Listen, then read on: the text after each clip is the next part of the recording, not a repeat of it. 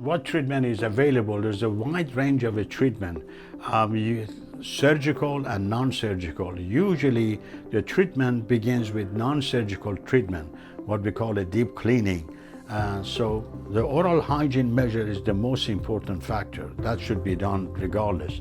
Then this treatment begins with deep cleaning, and sometimes in addition to deep cleaning, the doctor may give you some form of antibiotics, which can be used locally to control the bacteria under the gum tissue, or systemically, so you take it orally, again to suppress the activity of the bacteria.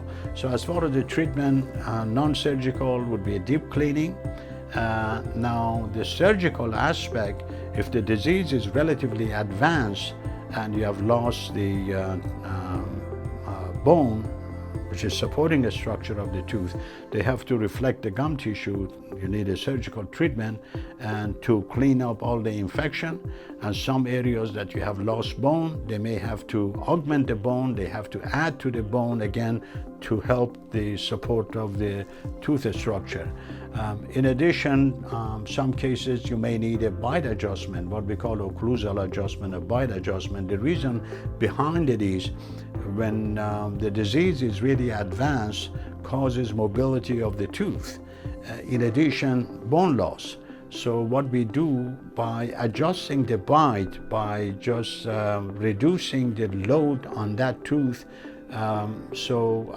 put it less under stress, and that would help the degree of looseness or mobility, as well as